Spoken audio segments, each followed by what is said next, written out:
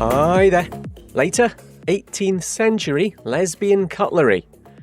First though, queer people are being targeted by armed gangs in northern Colombia. For more than a year now, flyers have been distributed threatening those who engage in sexual depravities and naming specific individuals.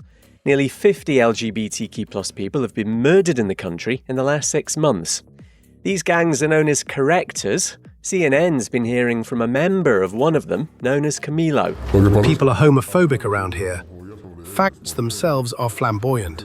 When they come here to do their thing, they find trouble. Here, we give them 2 warnings. The third time is not a warning anymore. In April, the murder of a transgender woman was filmed and posted on social media. 32-year-old Sarah Miller was raped, her arms and legs were broken, and she was thrown in a stream. More than 1,000 people have shown up for Pride over the weekend in Kathmandu in Nepal. It's the first event since the orange convicted felon and sexual abuser whose US president cut financial aid, causing the closure of most LGBTQ+ support centres in the South Asian country.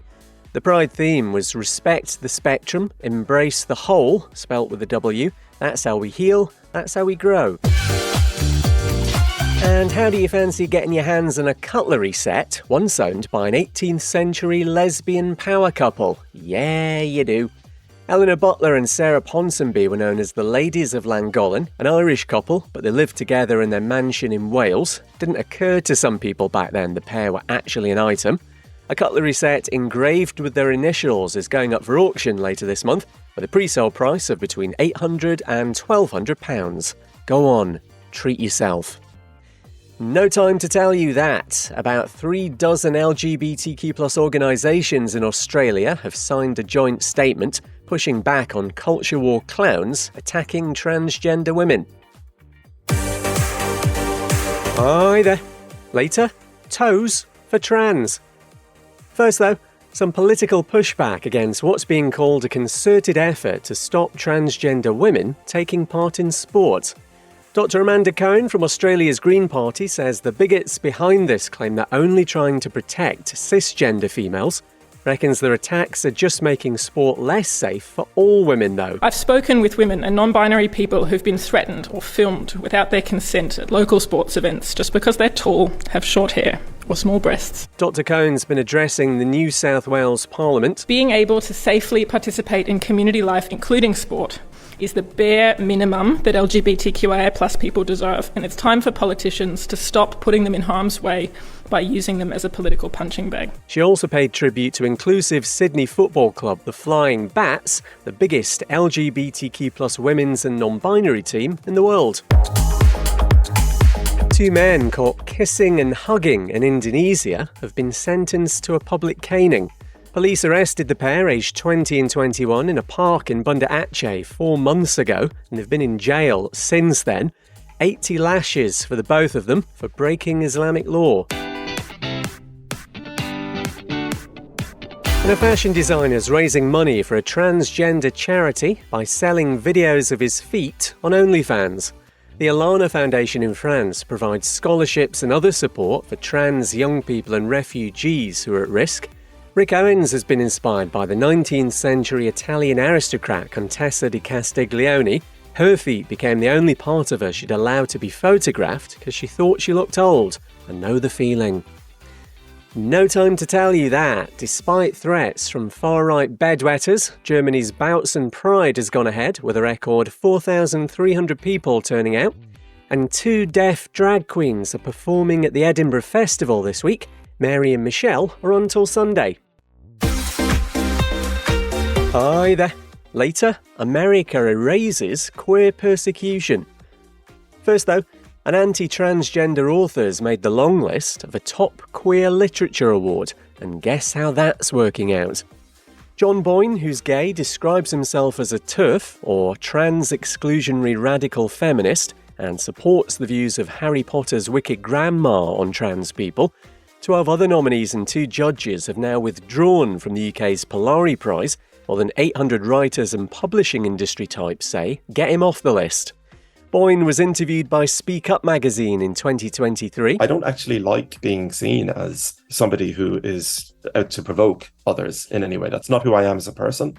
But I do think there seems to be some people out there that are just sort of like opposed to me. And there's nothing I can do about that, really. Well, you say that, Sugar Lumps, but you could maybe just not be a TERF? Polari Prize organisers apologising for any upset caused. Boyne remains on the list. LGBTQ+ specific references have been removed from the US State Department's yearly human rights report.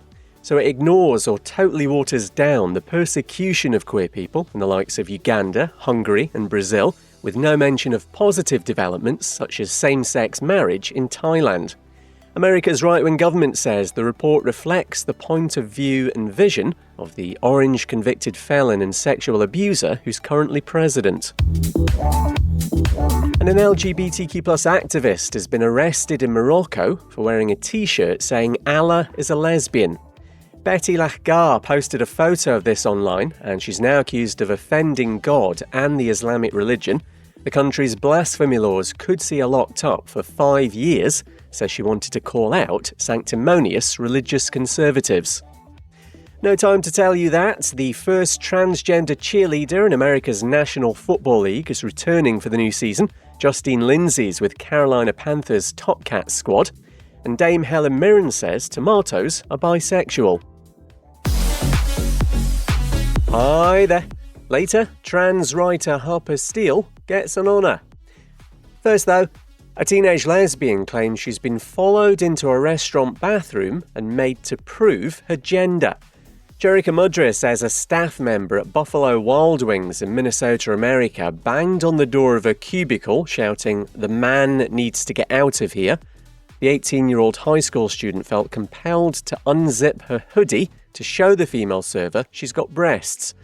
Jerica tells Gender Justice she felt discriminated against as soon as she entered the restaurant. We went in there and right away, the people were just like rude. Like they gave us our menus, didn't even tell us Happy Easter when they were telling everybody else Happy Easter.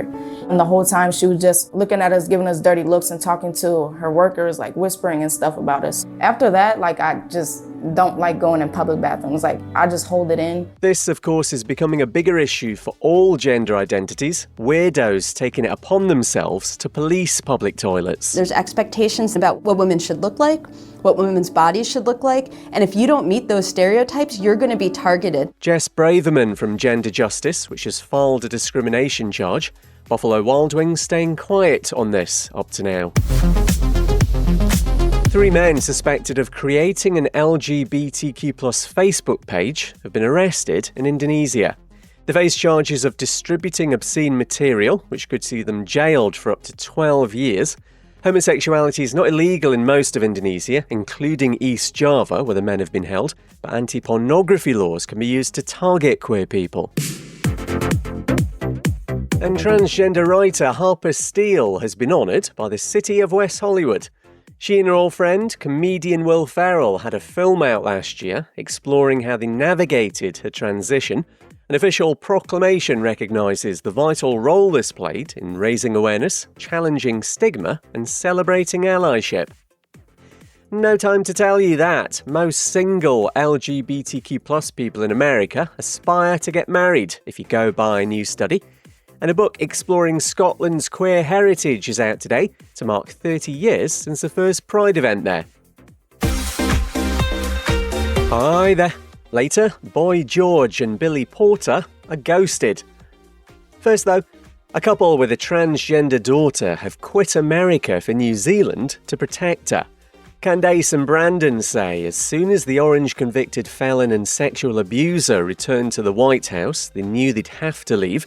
His destruction of trans rights means 10-year-old Chase would have lost gender-affirming healthcare, plus there's all that bigoted hate the president's encouraging. Chase tells 9 News she gets what a massive sacrifice her parents are making. I don't know how to say this without crying. They're just putting in all of this work just for me. And just to make me safe. I told them they don't have to do this. But they keep doing it. And it just makes me so grateful. They've moved 7,400 miles from Colorado to Queenstown and chose New Zealand because it's so LGBTQ+ friendly. Chase and her 12-year-old brother Holt started at the new school this week, and they really like it. An anti-transgender author says the massive backlash to his nomination for a top queer literature awards brought him very close to the edge. Self-described TERF, or trans-exclusionary radical feminist, John Boynes made the long list of the UK's Polari Prize, leading to 12 other nominees and 2 judges withdrawing. He reckons they're misguided, or they've been bullied into that. More than 800 writers and publishing industry types want him off the list, but don't worry, he's being supported by Harry Potter's Wicked Grandma. And LGBTQ+ icons Boy George and Billy Porter are in a new adaptation of A Christmas Carol. The film's a musical called Christmas Karma, with a version of Ebenezer Scrooge who hates refugees. George is the ghost of Christmas future, with Billy the ghost of Christmas present. Also stars Eva Longoria and Hugh Bonneville. No time to tell you that a Swedish bakery owned by Christians has been found guilty of discrimination after refusing to make a cake for a lesbian wedding, and Africa's got its first LGBTQ+ hostel in Cape Town. We're also on your smart speaker, modern. Ask it to play the latest Pride Daily. I'm Kev McGraw. See you next week.